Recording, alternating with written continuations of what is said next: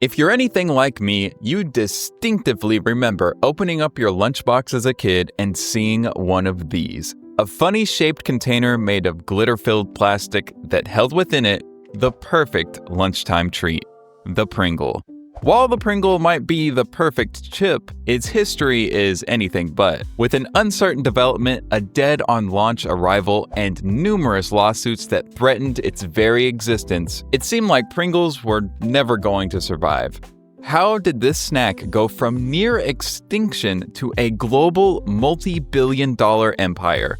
This is the untold comeback story of Pringles. Creating the perfect chip was a surprisingly complex process. It took a team of inventors years to get it right. It all started in 1956 when the company Procter & Gamble asked chemist Frederick J. Bauer to create a new kind of potato chip. They wanted to address the public's complaints about broken, greasy chips and the air in the bags. So, Bauer spent 2 years developing the iconic saddle-shaped chips from fried dough and the tubular can that is still central to the brand to this day. Fun fact, the shape of the Pringle is actually called a hyperbolic paraboloid. At this point, Bauer was basically running a one-man project, and no matter how much he tried, there was still something wrong with the Pringle.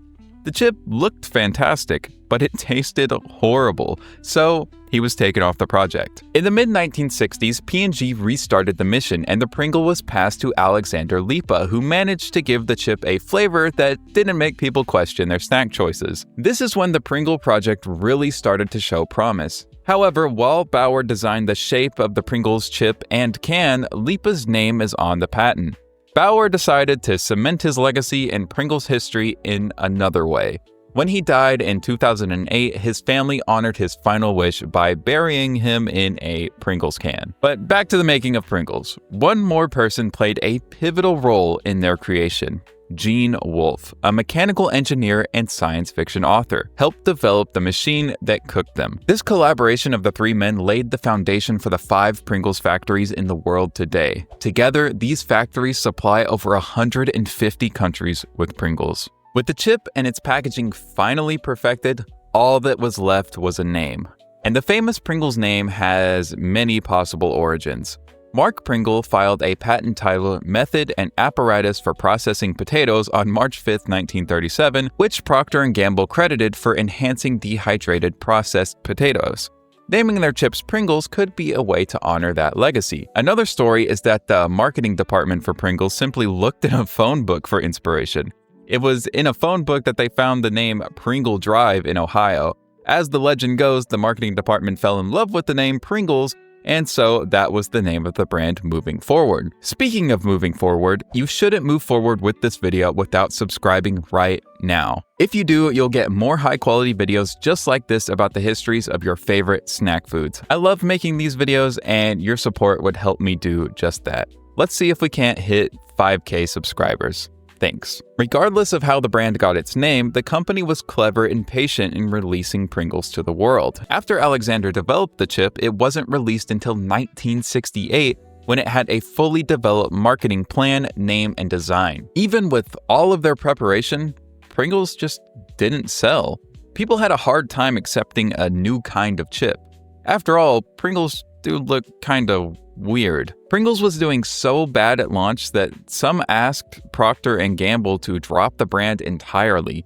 Higher-ups in the company even said that Pringles was dead. But how did Pringles go from dead on arrival to a worldwide phenomenon? It wasn't until the 1980s, after a marketing campaign titled Fever for the Flavor of Pringles, that Pringles began to see sales take off. A commercial with Brad Pitt, of all people, enjoying the chips was rolled out. The company also launched the Pringle Jingle, a catchy tune that promoted the title of the campaign. Surprisingly, all of this worked, leading to Pringles gaining popularity in the United States. But they didn't stop there. Pringles began to expand its reach, expanding to international markets in 1991. This was the same year that Pringles released their snappy slogan. Once you pop, you can't stop was introduced in 1996. Beginning in the late 1990s and continuing until today, Pringles advertising has returned to comparing their product to other companies. A typical ad, a group of people are enjoying Pringles while a lone person is eating a bag of generic potato chips.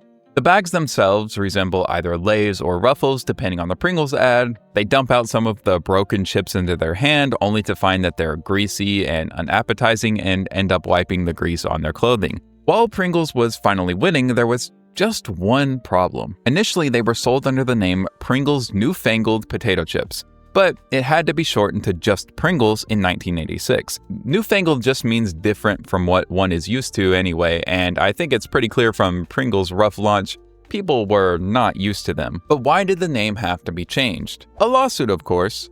Once Pringles were winning, competitors began to demand that they weren't actually chips. They ended up losing the suit, and so they needed to stop branding themselves as potato chips. The reason? Pringles are only 42% potatoes. After the FDA backed up these complaints, Pringles opted to refer to the brand as Crisps. This ruling would lead to a plot twist when Britain wanted to tax Pringles. There's a 17.5% tax on any product that is wholly or substantially made from potatoes in Britain. Pringles wanted to avoid the tax, so their lawyers argued that they were not technically potato chips. The Duties Tribunal's decision would support Pringles, letting them off the hook, but in May of 2009, the Court of Appeal reversed the earlier decision. A spokesperson for P&G stated it had been paying the VAT tax proactively anyway the whole time, so they didn't owe any back taxes. But while the legal battles over Pringles' classification was unfolding in courtrooms, the brand itself was undergoing changes, not just in its business strategy, but in its iconic mascot as well. Mr. Julius Pringles, yes, Julius is his middle name, the mascot who remains tied to the brand even to today, has had several changes in his appearance since his debut in 1967. While the first Pringle logo still used a face, the face looked very different than the one we know today. This earlier mascot included a thick black outline of a man's face. This oval outline featured hair and a mustache that was red and black. His cheeks were brought to life with a red and white stripe pattern. After a few slight changes to this, the most iconic logo came in 2002, the fourth version. Pringles wanted to redesign the logo again to make it fancier and more contemporary. To do this, Mr. Pringle's hair and mustache colors were updated to a lighter brown, his eyebrows were removed from the emblem, and he was given a red bow tie. But Pringles is known for keeping up with evolving times, so when the virtual world became more popular, Pringles unveiled another logo in 2021. Mr. Pringles is now bold, with smaller, beadier eyes and more dramatic eyebrows.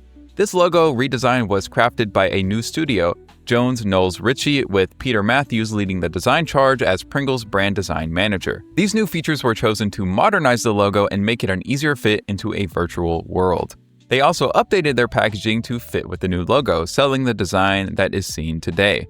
I distinctly remember people being pretty upset about this at the time, and I can see why. Maybe it's just the nostalgia talking, but there's something charming about this guy and something corporate and stale about this guy. Regardless of which Mr. Pringles you prefer, the company has come a long way, and in the late 1990s, Pringles was P&G's largest brand, generating upwards of $1 billion. By 2011, it had become one of the world's most popular snack brands, holding 2.2% of market share. However, the brand has changed hands a few times. Kellogg's purchased Pringles for $2.695 billion in 2012, but in 2023, Kellogg split into two companies. WK Kellogg Co. owns North American cereal brands like Frosted Flakes and Special K, while Kellanova owns brands like Pop-Tarts, Cheez-Its, and Pringles. Then in 2024, Mars, the company that owns M&M's, Snickers, and the pet food brand Pedigree, decided to buy Kellanova for $35.9 billion. So now they own Pringles. Okay, that's enough talk about mergers and acquisitions for the day. But beyond corporate shakeups and billion-dollar deals, Pringles has remained a cultural phenomenon in its own right, inspiring creative snack hacks and viral challenges over the years. Nearly 47 years after the Pringles chip, crisp, was developed, people are still finding new ways to eat it. In 2013, the web was taken over with videos about a hack where paper can be used to slide out all of the Pringles at once. Another viral Pringles post was of a Pringles lover creating a Pringles ringle. This piece was a freestanding ring of Pringles. Another trend was making flavor stacks out of different flavors of Pringles. Pringles has 25 different flavors in the US and even more internationally. When you combine them all together, you can make 318,000 unique flavor combinations. That's a lot of ways to eat a treat. Of all the varieties, the top selling flavors are original, cheddar cheese, barbecue, and sour cream and onion. Mine has to be honey mustard though. I love honey mustard. What's your favorite flavor? Let me know in the comments. To cater to international markets, Pringles came up with some out-of-the-box flavors, such as prawn cocktail, seaweed, serrano ham, and blueberry and hazelnut. Wait, blueberry Pringles? We live in a crazy time. Anyway, recently they came up with Pringles Mingles, which ironically come in bags. These are popped puffs that are said to melt in your mouth, offering a new twist on the classic Pringles experience. And that brings us all the way to 2025. From the early version created by Fred Bauer to the global success they enjoy today, Pringles has carved a truly unique and lasting place in our snacking culture. What began as an experiment to create a better, less broken potato chip has blossomed into a global phenomenon, transcending generations, borders, and snack preferences. My hot pink glittery Pringles case will always be a fond childhood memory. Thanks for watching. If you like this video, subscribe and check out the crazy history of Pop-Tarts here. And until next time, get yourself a yummy treat.